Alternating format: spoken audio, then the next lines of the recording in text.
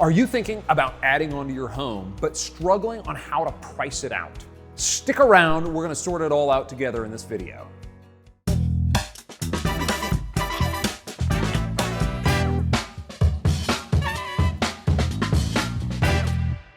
Hey there, I'm Joseph, one of the owners of Lamont Brothers Design and Construction. Today, we're talking about how you can accurately price out a home addition project and how to navigate through that process of getting quotes from contractors. Let's jump right in. Step one, you want to do some research and reach out to multiple contractors, at least 3, to have initial conversations with them.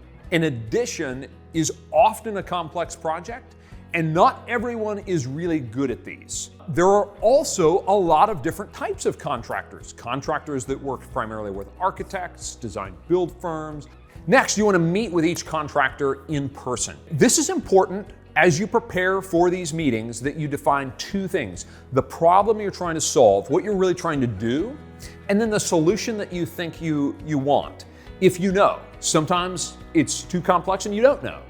But if you do, define, this is the type of addition on this side of my house, this is what I'm thinking. That way, when you meet with the contractor, what you'll do is observe how they help you crystallize and refine and fine-tune your vision. And ideally, you come up with, at the end of the meetings, a really clear idea of this is exactly what they can go price out. You can then compare the different quotes and estimates and proposals.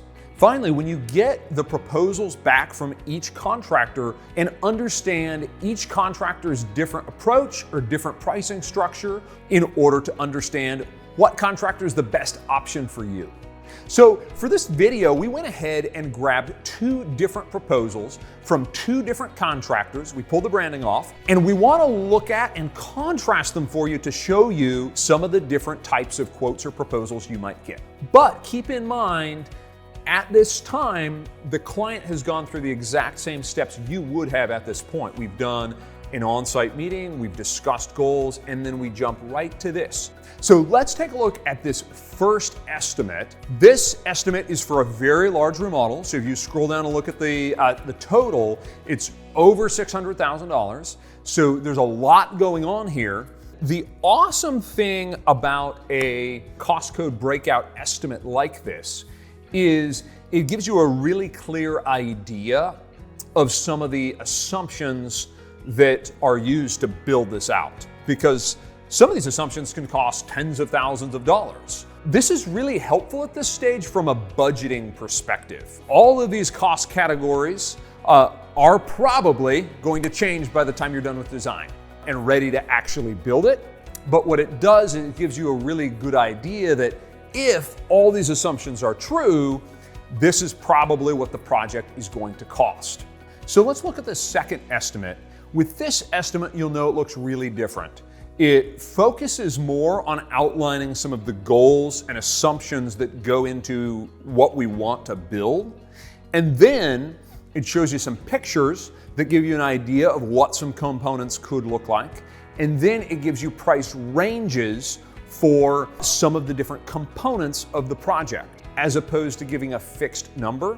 With a fixed number, sometimes you don't know if the contractor value engineered it to be as low as possible, so it could only go up, or if he made some assumptions that put it right at the middle, so there's a potential to go down. So if you have a contractor who gives you a fixed number bid at this stage, that's just one number, not a range, you should ask that question. When you think about comparing these different bids, you'll notice both of these quotes are within range of each other.